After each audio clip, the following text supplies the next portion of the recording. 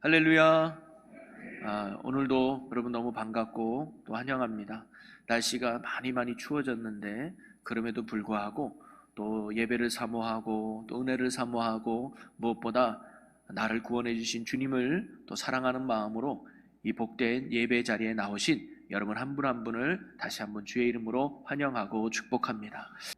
오늘 부목사님이 봉독한 히브리서 11장 29절 한 절 말씀을 가지고 저는 홍해를 건넌 이스라엘 민족의 믿음이라는 제목으로 여러분과 함께 말씀을 나누고자 하는데요. 늘 말씀드리지만 하나님이 예나 지금이나 앞으로도 우리에게 원하시는 건 한 가지입니다. 그게 뭐냐면 믿음이에요. 하나님은 믿음 있는 자를 기뻐하시고 믿음 있는 자와 함께 하시고 믿음으로 사는 자에게 오늘 하나님은 큰 은혜와 역사를 베풀어 주시는 줄로 믿습니다. 그래서 의인은, 구원받은 성도는 뭐로 사느냐? 믿음으로 산다 그랬어요. 언제나 저와 여러분이 믿음 있는 자라 되어서 믿음의 삶을 통해 하나님이 부어주시는 은혜 속에 풍성함으로 살아가는 주의 성도들이 되시기를 주님의 이름으로 간절히 축원합니다. 여러분, 우리가 아이들 키우다 보면 문제집을 구입해서 풀 때가 있죠. 그런데 그 문제집 뒤에 보면 꼭 해답집이 같이 따라옵니다. 그러면 아이들이 가끔 공부하는 척하면서 해답지를 보고 뺏길 때가 있죠. 제 경험으로 얘기하는 거예요. 그러면 왜요? 편해요. 금방 문제도 풀고 시간도 빨리 지나가요. 그런데 그건 공부가 됩니까? 안 됩니까? 안 되죠. 해답지는 나중에 내가 정답이 맞냐 틀렸냐 그걸 확인하는 것이고 뭐예요? 정답 보지 않고 공부하는 거예요. 왜 그럴까요?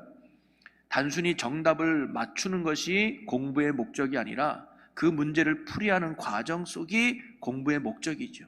어떤 문제를 만났을 때 이 문제를 어떻게 풀어가느냐 그걸 배우는 거예요. 그래야지만 다음에 더 높은 문제가 나와도 풀 수 있는 뭐예요? 근육을 키우는 거예요. 그래서 공부는 지적 근육을 키우는 거 아니겠습니까? 쉽진 않지만 그 푸는 과정을 통해서 지식의 근육을 피우고 노력의 근육을 키우는 거죠. 그런데요, 신앙생활도 마찬가지예요. 여러분, 우리의 인생에 대한 하나님의 해답은 반드시 있습니다. 여러분 어떤 문제가 있거나 어떤 어려움이 있으면 우리를 구원하신 하나님은 이미 그 해답을 갖고 계셔요. 그런데 하나님은 미리 우리에게 그 해답을 가르쳐주지 않습니다. 그 문제를 풀어가는 과정을 원하시는 거예요. 그럼 그 과정을 통해서 하나님이 무엇을 원할까요? 믿음의 근육을 키우기를 원하는 거예요. 그래서 우리의 시선이 더욱 하나님을 향하게 바라고 우리의 마음이 더욱 주님을 품고 예수로 사는 믿음의 삶으로 나가는 영적 근육을 키우기를 하나님이 원하시는 거예요. 그래서 어떤 문제를 만나든 어떤 상황이 있든 오직 예수, 오직 믿음, 오직 은혜로 살아가는 믿음의 삶을 살게 하시려고 때론 하나님이 우리를 문제 속으로 우리를 인도하실 때가 있다는 거죠. 자, 오늘도 믿음으로 승리하는 한 사람을 만나볼 수 있는데요. 사실 사람이 아니라 한 믿음의 민족입니다. 오늘 본문 말씀에 보니까 이렇게 기록돼요. 믿음으로 그들은이라고 나오죠. 그들은 개인을 말하는 게 아니라 어떤 공동체를 말합니다. 바로 이스라엘 민족 전체를 말하는 거죠.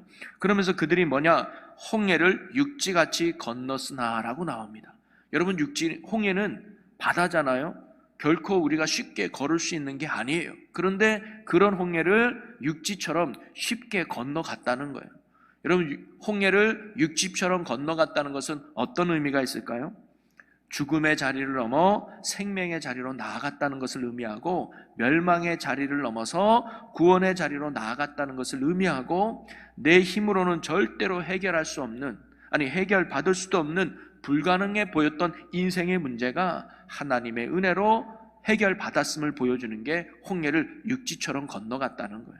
그러면 이러한 홍해를 육지처럼 건너가게 된 원인, 이유가 어디 있느냐? 바로 그들의 믿음 때문이었다고 가르쳐주고 있습니다. 바로 그 믿음이 죽음에서 생명으로, 그 믿음이 멸망에서 구원으로, 그 믿음이 문제 해결받는 은혜의 역사의 열쇠가 되었다는 거예요. 반면 애국 군대는 어떻게 됩니까? 이것을 시험하다가 빠져 죽었다라고 나옵니다. 즉 그들은 믿음이 없이 홍해를 건너다가 오히려 그 홍해 속에 죽음을 맞이하게 되었다는 거죠. 믿음은 이처럼 죽음의 자리에서 생명의 자리로, 멸망의 자리에서 구원의 자리로 나아가는 은혜의 통로가 된다는 사실입니다. 그래서 오늘은 바로 이 이스라엘 민족이 보여주었던 믿음이 무엇인가를 함께 나누어 보면서 믿음의 본질에 대해서 우리가 한번 생각해 보려고 합니다. 먼저 이 홍해 사건이 기록된 이야기가 출애굽기 14장에 나옵니다. 우리가 알다시피 430년 동안 애굽 땅에서 종노릇하던 이스라엘 백성들을 하나님이 모세를 통해서 구원해 내죠. 그래서 그들은 들뜬 마음과 기쁜 마음으로 애굽 땅을 나왔을 거예요. 그런데 한참 걷다가 하나님이 모세에게 말씀하시기를 어느 한 곳에 머물라고 말씀을 합니다. 자, 출애굽기 14장 1절에서 2절 말씀을 한번 같이 봅니다. 여호와께서 모세에게 말씀하여 이르시되 이스라엘 자손에게 명령하여 돌이켜 바다와 믹돌 사이에 비라히므롯 앞 곧 바알스본 맞은편 바닷가에 장막을 치게 하라. 여러분, 하나님은 바다와 믹돌 사이에 장막을 치라고 나와요. 많은 지명들이 나왔지만 한마디로 말하면 홍해 앞에 진을 치라는 거예요. 사실 진을 칠 수밖에 없어요. 왜? 더 이상 앞으로 갈 수가 없거든요. 홍해라는 큰 바다가 가로막고 있기 때문에 더 이상 이스라엘 백성이 앞으로 갈 수도 없었기 때문에 그곳에서 진을 칠 수밖에 없었죠. 그래서 하나님은 그곳에 장막을 치라고 합니다. 별 문제 없죠. 안 그래도 쉬고 싶었는데 좀 쉬었다 가면 어떻습니까? 아주 편안한 마음으로 이스라엘 백성들은 그곳에 장막을 쳤을 거예요. 그런데 문제가 생겼습니다. 어떤 문제가 생겼느냐? 이스라엘 백성이 앞으로 가지도 못하고 홍해 앞에 갇혔다고 하는 소식을 바로가 듣게 돼요. 그 소식을 듣고 바로의 마음이 바뀌어서 큰 군대를 이끌고 이스라엘 백성을 쫓아옵니다. 왜 쫓아왔을까요? 내가 괜히 보냈구나. 저들이 나중에 적들과 연합하면 우리 민족에게 큰 악이 될 수 있어. 내가 갖지 못한다면 남에게도 주면 안 돼. 없애버려야지. 죽이고자 하는 마음으로 큰 군대를 이끌고 이스라엘 백성을 향해서 쫓아왔다는 거예요. 그러면서 시간이 지나서 이스라엘 백성들이 보니까 저 뒤쪽에 애국 군대가 시퍼런 칼을 들고 자기들을 죽이려고 쫓아오는 모습을 봅니다. 앞에는 홍해가 가로막혀서 가지도 못하고 뒤에는 애국 군대가 쫓아오고 앞으로 가지도 못하고 뒤도 가지도 못하는 진퇴양난의 어려운 상황에 이스라엘 백성이 놓이게 되는 거예요. 아니나 다를까 이런 위기 앞에 이스라엘 백성은 불안해하고 두려움에 떨게 됩니다. 그리고는 자기를 인도한 모세를 향해서 이렇게 이야기를 하죠. 자, 출애굽기 14장 11절 말씀해 보니까 그들이 또 모세에게 이르되 애굽에 매장지가 없어서 당신이 우리를 이끌어 내어 이 광야에서 죽게 하느냐? 어찌하여 당신이 우리를 애굽에서 이끌어내어 우리에게 이같이 하느냐? 오히려 자신들을 애굽에서 건져낼 때만 해도 모세 대단해요, 너무 고마워요, 이렇게 칭찬했던 그들이 막상 위기 앞에 당하니까 모세를 향하여 우리가 죽을 데가 없어서 이곳까지 끌어와서 우리를 죽이려고 하느냐 하면서 모세를 향해서 원망하고 불평하는 이스라엘 백성의 모습을 보게 됩니다. 여러분, 사실 이러한 반응을 보였던 이스라엘 백성이 이해는 되죠. 애굽에서 나오면 이제 고생 끝, 행복 시작일 줄 알았는데 이게 뭐야? 왜 내가 문제가 생겨? 이해는 돼요. 오늘날도 보면 집사님 예수 믿으면 복 받는다면서요, 교회 다니면 잘 된다면서요, 그런데 왜 내 인생에 이런 어려움이 와요? 라고 말하는 그들이 이해는 되죠. 자, 그러나 이것은 오늘 본문에서 이스라엘 백성이 믿음으로 라는 말에 빗대어 보면 지금 이스라엘 백성의 모습은 결코 믿음의 모습은 아니에요. 이렇게 불평하고 불만하고 원망하는 이런 모습이 어때 이스라엘 백성의 믿음의 모습이었겠습니까? 오히려 그들의 모습은 불신앙의 모습으로 보여져요. 자, 그런데 우리가 여기서 생각해 볼 건 뭐냐면 이러한 불신앙에 사로잡혔던 이스라엘 백성들이 어떻게 홍해를 건널 수 있는 믿음의 민족이 될 수 있었는가? 그게 참 중요한 것 같습니다. 자, 여기에서 먼저 우리가 그들의 불신앙의 원인이 무엇인가를 한번 생각해 볼 필요가 있는데요, 그들이 불안하고 두려워했던 이유는 무엇일까요? 자, 저희 그 14장 10절에 그 해답이 나옵니다. 우리 10절을 같이 읽어봅니다. 바로가 가까이 올 때에 이스라엘 자손이 눈을 들어 본즉 애굽 사람들이 자기들 뒤에 이른지라 이스라엘 자손이 심히 두려워하고 여호와께 부르짖고 나오죠. 즉 이스라엘 백성이 심히 두려워했던 이유가 뭐냐? 바로 그들의 시선이 어디를 향하고 있었기 때문입니까? 애국 군대를 향하고 있었기 때문이에요. 자신들을 죽이러 오는 큰 무기를 들고 달려오는 애국 군대를 보니까 이스라엘 백성의 마음에 뭐가 생긴 거예요? 두려움이 생긴 거예요.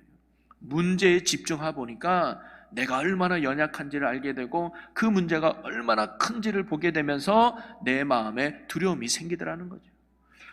여러분, 오병이어 사건 뒤에 예수님께서 기도하러 가신다고 하시면서 제자들을 먼저 배를 태워서 보냅니다. 그래서 제자들이 예수님이 없이 밤길에 갈릴리 바다를 가고 있었어요. 그런데 큰 바람을 만나게 되죠. 위기 가운데 있습니다. 그런데 저 멀리 보니까 예수님이 물 위를 걸어오고 계시는 거예요. 처음에 제자들은 유령인 줄 알았죠. 그랬더니 예수님이 두려워 마라, 내다 라고 말씀하시는 거예요. 그랬더니 베드로가 정말 주님이십니까? 그래, 그러면 저에게 명하여 저도 예수님과 같이 물 위를 걷게 해주세요 라고 부탁을 하죠. 그랬더니 예수님이 오너라 그래요. 그리고는 예수님을 바라보고 정말 그 어두운 밤에 바닷가에 발을 내딛었더니 정말 베드로도 물 위를 걷는 거예요. 그런데 잘 걷던 베드로가 갑자기 물에 빠지게 됩니다. 그 이유가 뭐냐? 마태복음 14장 30절에 이렇게 기록하고 있어요. 바람을 보고 무서워 빠져가는지라. 무엇을 보니까 바람을 보는 순간 두려운 마음이 생기고 두려운 마음이 드는 순간 풍덩 빠지게 되는 거예요. 예수님을 바라보고 갈 때는 물 위를 잘 걸을 수 있었습니다. 그런데 바람을 보는 순간 두려움이 생기고 그 물속에 빠져버렸다는 거죠. 무엇을 바라보느냐가 참으로 중요하다는 겁니다. 여러분, 우리도 종종 삶 속에서 당황할 만한 사건이나 문제를 만날 때가 있죠.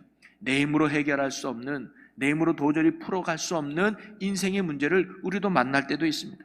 그럴 때 그 큰 문제만을 바라보면 우리가 위축될 수밖에 없죠. 환경과 상황을 바라볼 때 우리는 낙심하게 되고 좌절하게 됩니다. 이스라엘 백성들처럼 말이죠. 왜냐? 내가 너무 연약하거든요.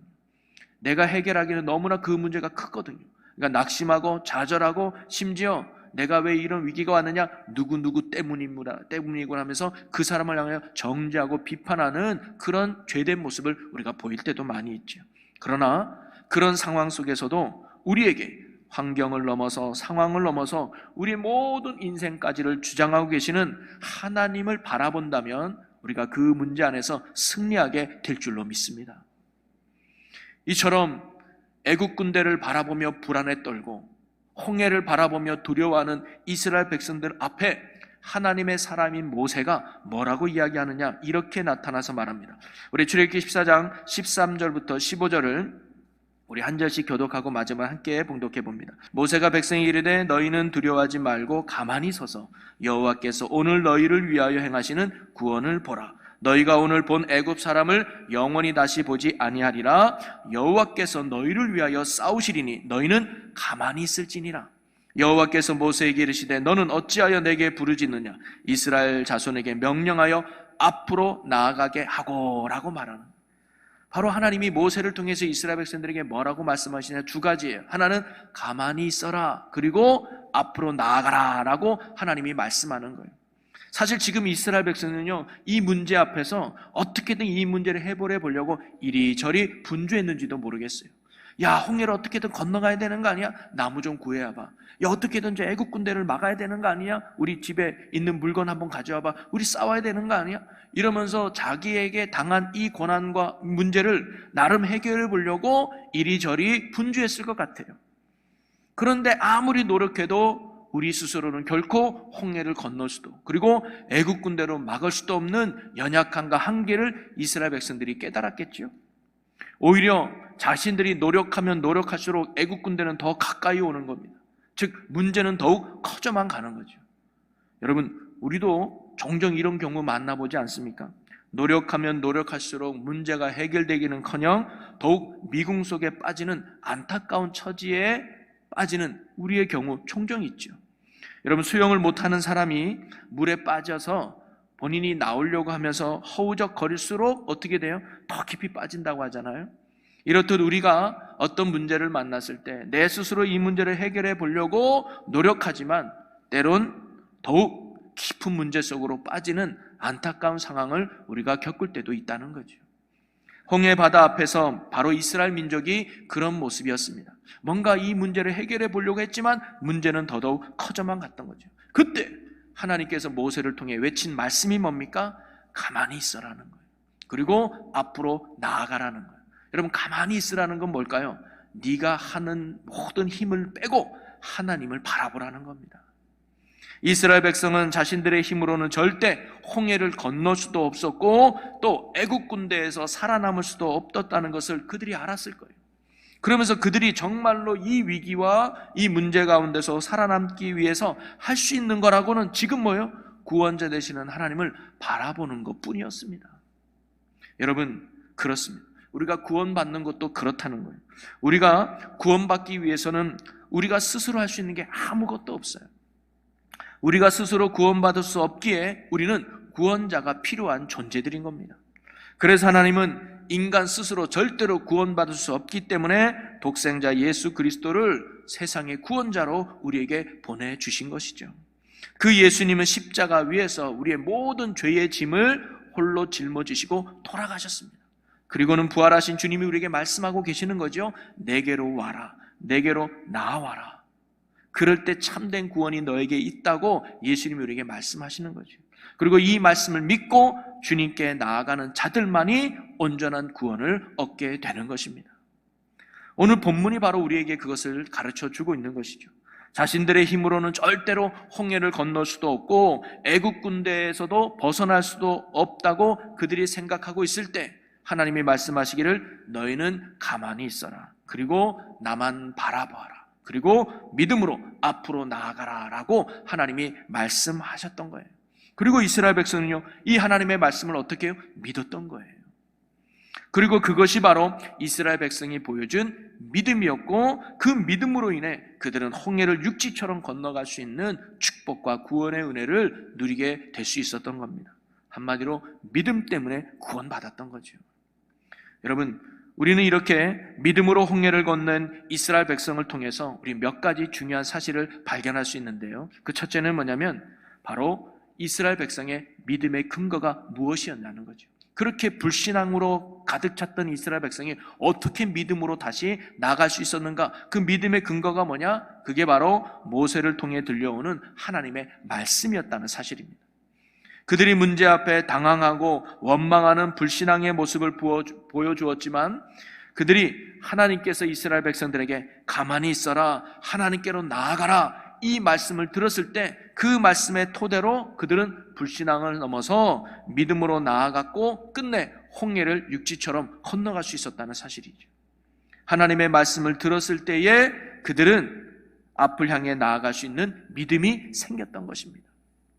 여러분, 믿음은 들음에서 나고 들음은 곧 그리스도의 말씀으로 만나는다고 성경은 가르쳐주죠. 그러기에 신앙의 굳건한 기초는 항상 말씀이어야 한다는 사실입니다. 여러분, 우리의 믿음의 근거는 어디에 있어야 될까요? 어떤 경험이나 환상도 아닙니다. 꿈 이야기도 아닙니다. 누구의 경험도 아닙니다. 누구의 체험도 아닙니다. 항상 우리의 믿음의 근거는 다름이 아닌 말씀에 있어야 될 줄로 믿으시기를 바랍니다. 그 말씀에 근거한 믿음만이 우리에게 진정한 구원을 이루어가고 하나님의 축복의 열매를 맺을 수 있다는 거예요.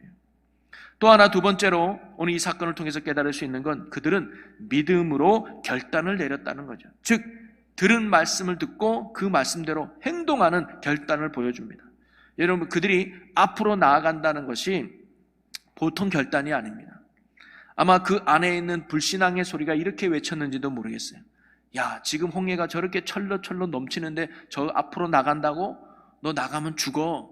너 나가면 익사당해. 나가면 안 되라고 그들의 안에 있는 불신앙의 소리가 외쳤는지도 몰라요. 자, 그런데 한편에서는 믿음의 소리가 그들에게 외쳤죠. 주님의 말씀이야. 하나님이 나가라고 하잖아. 하나님이 책임져 줄 거야 하면서 믿음의 소리가 내 안에 들린다는 거죠. 항상 믿음은 바로 이 하나님의 말씀에 근거하고 있다는 겁니다. 바로 이스라엘 백성들은요, 이 말씀을 믿음으로 불신앙의 한계를 넘어서 순종의 자리로 나아갔던 것이죠. 여러분, 우리도 말씀을 붙들고 불신앙을 넘어서 순종의 자리로 나아가는 믿음의 결단이 있는 자들이 되기를 주님의 이름으로 간절히 축원합니다. 믿음은 결단이고 믿음은 행동인 거예요. 하나님을 믿어지면 앞으로 나아가는 거죠. 지금 해결된 게 없다 할지라도, 보이는 게 없다 할지라도 역사하신 하나님의 그 말씀을 믿고 나갈 때 그곳에서 은혜의 역사가 일어나게 될 줄로 믿습니다. 그래서 믿음의 결과로 그들은 뭐예요? 홍해를 육지처럼 건너갔다는 거예요. 이스라엘 백성이 홍해를 육지같이 건넌 것은 바로 믿음의 결과였다는 사실이죠. 그런데 본문은 이스라엘 백성들의 믿음 외에 애굽 사람의 모습도 함께 기록해주고 있다는 사실이죠. 이거는 뭘 의미하느냐? 바로 불신앙은 멸망을 가져온다는 것을 우리에게 가르쳐줘요. 믿음은 구원을 가져다 주지만 불신앙은 멸망을 가져다 준다는 걸 가르쳐줘요. 이스라엘 백성들이 바다를 건너자 애굽 사람들도 시험 삼아 이스라엘 민족들과 같이 똑같이 홍해를 건너가고자 하는 마음으로 홍해 안으로 들어왔죠. 그런데 그들이 홍해 바다를 건너려고 했던 것은 결코 말씀에 근거한 것이 아니었죠. 이스라엘 백성은 하나님의 말씀에 근거해서 홍해 앞으로 나아갔어요. 그리고 홍해를 건넜어요. 그런데 애굽 군대가 홍해를 건넌 건 하나님의 말씀이 아니었습니다. 자신들의 신념이고 바람이었죠. 그 결과 그들은 모두 홍해 바다에서 죽음을 맞이하고 말았습니다. 말씀을 통한 믿음의 근거가 없이 하는 행동은요, 멸망을 초래한다는 것, 결코 구원받을 수 없다는 것을 애굽 사람을 통해 성경이 우리에게 가르쳐주고 있어요. 종종 교회 안에서 그런 사람이 있죠. 이거 하나님의 뜻이야, 하나님이 원하는 거야 하면서 누구를 대적하고 누구를 막 몰아내고 비방하고 이거 하나님이 원하는 거야. 근데 그것은 정말 하나님의 말씀에 서 있는지, 말씀 앞에 따르는 순종인지 점검해 볼 필요가 있는 거예요. 말씀을 벗어난 모든 근거는 우리를 멸망으로 가져오고 우리에게 오히려 책망이 된다는 사실이죠. 그들도 똑같은 환경 속에 있었습니다. 애굽 사람이든 이스라엘 백성이든 그들은 똑같이 홍해라고 하는 환경 속에 있었어요. 그런데 한 무리가 구원받은 것이 다른 무리에게는 멸망을 받았다는 것이 참으로 중요한 모습이죠. 그러면 똑같은 환경인데 누구는 구원의 길이고 누구는 멸망을 받았느냐, 이 차이가 어디 있을까요? 그게 바로 믿음의 차이가 가져온 큰 결과였다는 사실입니다. 이스라엘 백성은 믿음으로 홍해를 건너 구원을 받았지만 애국 군대는 믿음이 없었기에 오히려 그들은 홍해에서 멸망을 받을 수밖에 없었다는 것이죠. 여러분, 신앙인과 불신앙의 삶에는 별 차이가 없습니다. 이 땅에서 믿음으로 사는 사람과 믿음 없이 사는 사람과 환경에는 다른 차이가 없습니다. 똑같은 환경 속에서 살아갑니다. 그러나 아주 중요한 차이가 있습니다. 그게 바로 믿음의 차이죠. 그런데 그 작은 믿음의 차이가 마지막에 엄청난 결과를 가져온다는 거죠. 믿음으로 사는 자는 구원의 길을 걸어가지만 믿음이 없이 사는 자는 멸망의 길을 걸어가고 있는 것입니다. 오늘 저와 여러분이 이스라엘 백성이 보여준 말씀에 근거한 믿음을 통해 구원의 길을 걷는 축복의 자녀가 되시기를 주님의 이름으로 간절히 축원합니다. 그러면서 저는 오늘 이 이스라엘 백성이 믿음으로 홍해를 건넜다는 이 사건 속에서 또 하나 아주 중요한 것을 배울 수가 있는데요. 그게 뭐냐면 우리는 세례와 관련해서 오늘 이 사건 속에서 귀한 깨달음을 얻을 수가 있습니다. 두 가지를 깨달을 수 있는데요. 먼저 이 바울은요, 이 홍해 사건에 대해서 이렇게 해석을 해주고 있어요. 자, 고린도전서 10장 1절과 2절 말씀을 보겠습니다. 형제들아, 나는 너희가 알지 못하기를 원하지 아니하노니 우리 조상들이 다 구름 아래에 있고 바다 가운데로 지나며 모세에게 속하여 다 구름과 바다에서 세례를 받고 라고 나옵니다. 즉 바울은 이스라엘 백성들이 바다를 건너는, 이게 뭐예요? 홍해를 건넌 거거든요. 홍해를 건넌 것이 뭐라고 말하느냐? 세례를 받은 것이라고 말하고 있는 거예요. 여러분, 여기 계신 분들 다 세례 받으셨죠? 여러분, 우리가 세례를 받는 이유가 무엇입니까? 우리가 왜 세례를 받죠? 뭐 세례는 받아도 되고 안 받아도 되는 것일까요? 여러분, 이것을 바꿔서 외우면 이스라엘 백성이 홍해를 건너는 건 건너도 되는 걸까요? 안 건너도 되는 걸까요? 반드시 건너야 되는 거 아니겠습니까? 그러면 우리에게 세례도 반드시 받아야 되는 거예요. 그럼 왜 반드시 받아야 될까요? 하나님의 명령이기 때문입니다. 이스라엘 백성들에게 홍해를 건너라, 이건 하나님의 명령이에요. 우리 좀 건너게 해주세요 라고 요구한 게 아니에요. 하나님이 너희를 홍해를 건너가라 라고 명령했기에 그들이 앞으로 나간 거 아니겠습니까? 오늘도 우리가 세례를 받아야 될 가장 중요한 이유는 뭐냐면 바로 주님의 명령이기 때문이에요. 마태복음 28장 19절에 보면 그러므로 너희는 가서 모든 민족을 제자로 삼아 아버지와 아들과 성령의 이름으로 세례를 베풀고, 세례를 베풀라는 것은 주님의 큰 명령이라는 거죠. 혹시 우리가 아직도 세례를 받지 않는 분이 계시다면 우리는 예수님의 중대한 명령을 지금 안 지키고 있는 것과 같은 거예요. 우리를 살리기 위해서, 우리의 생명길로 인도하시기 위해서 하나님이 이 땅에 우리에게 세례를 받으라고 명령하신 거죠. 자, 그러면 세례는 왜 받아야 될까? 어떤 의미가 있을까요? 이스라엘 백성이 홍해를 건너서 물에서 나온 것이 구원인 것처럼 바로 세례를 받는 것이 구원의 표가 되기 때문입니다. 자, 베드로전서 3장 21절 말씀입니다. 제가 읽어드립니다. 물은 예수 그리스도께서 부활하심으로 말미암아 이제 너희를 구원하는 편이 곧 세례라 라고 나와요. 물, 즉 물로 베푸는 것은 뭐냐면 그것이 바로 구원의 표다, 그것이 세례다라고 이야기해주고 있는 거예요. 바로 세례는 구원의 표시라는 거예요. 그리고 세례를 베풀 때 뭘로 베푸느냐? 물로 베푼다는 거예요. 그래서 예수님도 요단강에서 세례를 받으셨어요. 그 당시는 물에 들어갔다가 나오는 것이 세례를 행위였습니다. 그래서 물에 들어가는 의미는 뭐냐면 예수님이 나와 함께 계심으로 이제 죄된 나는 죽었다는, 물속으로 들어감으로 전에, 믿기 전에 나는 죽었다. 그리고 물에서 나오면서 나는 예수님과 더불어 이제는 새로운 존재가 됐다, 새롭게 탄생했다라는 그런 의미가 세례 속에 담겨져 있는 거죠. 그래서 지금도 침례교에서는 세례라는 말을 쓰지 않고 침례라고 씁니다. 침례는 뭐냐면 물에 들어갔다 나온다는 거거든요. 그래서 그들은 세례식을 할 때는 강가를 가거나 수영장을 빌리거나 목욕탕에 가서 이렇게 세례를 베풀기도 합니다. 그런데 그것만이 꼭 진정한 세례냐? 그렇지 않습니다. 물론 초대교회에서는 강에 가서 세례를 베풀 때도 있었습니다. 예수님도 그랬으니까요. 그런데 초대교회들이 핍박을 당하거나 어려울 때 카타콤 그 동굴 무덤에 들어가서 지낼 때 어디 강가에서 세례를 베풉니까? 그러면 그럴 때는 그냥 물 있는 곳에 가서 또는 자기가 먹는 생수를 가져와서 어디에다가 몸의 시작과 몸의 끝이 되는 머리 위에다가 물을 뿌리면서 세례를 베푼 거예요. 의미가 중요한 것이지 의식 행위가 중요한 건 아닙니다. 그래서 오늘날 많은 교회들은 강가나 물가 가기가 어려우니까 바로 물을 가지고 머리 위에다가 물을 뿌리면서 나는 죽고 예수로 사는 그런 세례 의식을 베풀고 있는 거죠.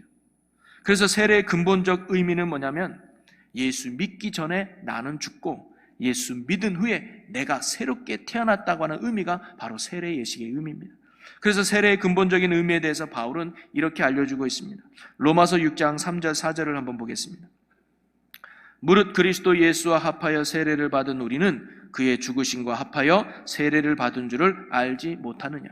그러므로 우리가 그의 죽으심과 합하여 세례를 받음으로 그와 함께 장사되었나니 이는 아버지의 영광으로 말미암아 그리스도를 죽은 자 가운데서 살리신과 같이 우리로 또한 새 생명 가운데서 행하게 하려 함이라. 바로 세례의 의미는 죽음과 생명이라는 거예요. 이스라엘 백성들을 보면요, 홍해를 건너기 전에 이스라엘 백성들은요 죽은 목숨이에요. 거기 있으면 죽어요.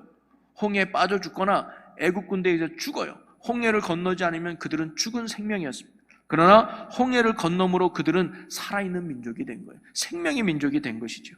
오늘날 우리가 예수 그리스도의 이름으로 세례를 받았다는 것은 주님을 믿기 전에 죄 가운데 살았던 나는 이제 죽는다는 거예요. 그리고 이제는 예수님을 나의 주로 모시고 주님과 함께 살아가는 새로운 존재로 다시 태어났다는 것을 의미합니다. 그래서 나는 죽고 예수로 사는 삶의 시작이 바로 세례인 것입니다. 그래서 이스라엘 민족이요 홍해를 건너므로 그들은 다시는 애굽으로 돌아가지 않았습니다. 애굽으로 나가지 않았습니다. 그리고 하나님이 원하는 가나안 땅으로 그들은 힘차게 전진했습니다. 마찬가지로 오늘 세례받은 우리는요 주님 없이 살았던 죄의 자리로 다시 돌아가지 않는 거예요.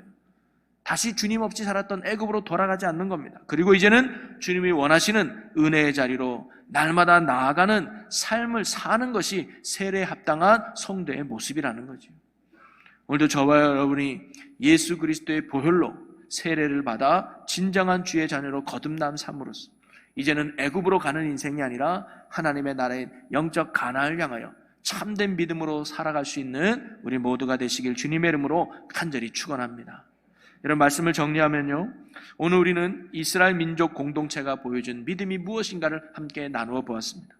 그들은 믿음으로 죽음의 상황인 홍해를 건너서 생명과 구원을 얻을 수가 있었습니다.